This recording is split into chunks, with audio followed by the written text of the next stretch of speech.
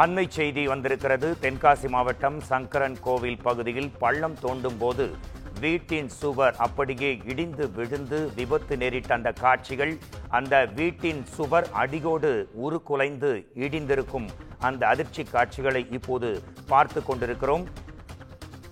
தென்காசி மாவட்டம் சங்கரன் கோவிலில் பழைய திருமண மண்டபத்தை இடிக்கும் பணியின் போது இந்த தீ விபத்து நேரிட்டதாகவும், பள்ளம் தோண்டும் போது வீட்டின் சுவர் இடிந்து விபத்து ஏற்பட்டிருக்கிறது.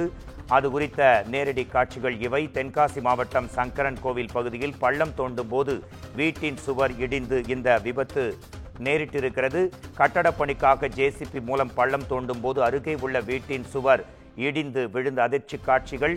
நல்ல வேளையாக வீட்டில் யாரும் இல்லாததால் உயிர் சேதம் தவிர்க்கப்பட்டுள்ளது. இது குறித்து நமது குமுதம் செய்தியாளர் விமல வேலன் தரும் உடனடி தகவல்களை கேட்கலாம். பள்ளம் தோண்டும் போது வீட்டின் சுவர் இடிந்து விழுந்து பெரும் விபத்து ஏற்பட்டிருக்கிறது. அங்கே கற்கள் குவியலாக காணும் காட்சிகள் தற்போது அண்மை செய்தியாக. தென்காசி மாவட்டம் சங்கரன் கோவிலில் நடந்தது என்ன? உங்களுக்கான நேரம். வணக்கம் ராஜ். தென்காசி மாவட்டம் சங்கரன் கோவில் அமைந்திருக்கிற சங்கர நாராயணர் திருக்கோவில்ங்கிறது தமிழகத்திலேயே மிகவும் பிரசித்தி பெற்ற திருக்கோயிலாகும்.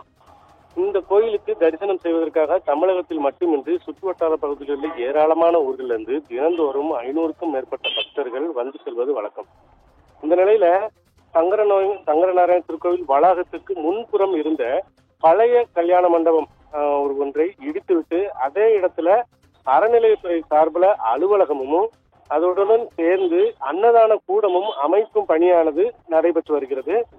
இந்த நிலையில அந்த பணியானது இன்று காலை துவங்கி தொடர்ந்து நடைபெற்று வந்து கொண்டிருந்த வேளையில அந்த ஜேசிபி எந்திரத்தை கொண்டு பள்ளம் தோண்டும் பணியின் போது அந்த ஜேசிபி ஆனது அருகில் இருந்த வீட்டின் மீது எதிர்பாராத விதமாக இடிக்கவே அந்த வீட்டின் சுவரானது மளமளவென சரிந்து விழ துவங்கியது. இதனால் அந்த வீடு முழுவதுமாக உருக்குலைந்து நாசமானது. தொடர்ந்து இந்த வீட்டின் உரிமையாளர்கள் யாரும் வீட்டிற்குள் இல்லாத சமயத்தினால் இந்த விபத்து நடந்து பெற்ற காரணத்தினால பெருத்த உயிர் சேதமானது தவிர்க்கப்பட்டது. தற்பொழுது அந்த வீடானது முற்றிலுமாக இடிந்து பயனற்ற நிலையில் காணப்படுகிறது. இதனால் பட்டர்கள் ஜேசிபி வாகனத்தை சிறைபிடித்து வைத்துள்ளனர். இதனால் தற்போது திருக்கோவில் வளாகத்தின் முன்பு மிகவும் பரபரப்பான சூழலானது நிலவி வருகிறது என்பது குறிப்பிடத்தக்கது. மோகன்ராஜ். விமலவேலன், உங்கள் விரிவான தெளிவான உடனடி தகவல்களுக்கு நன்றி.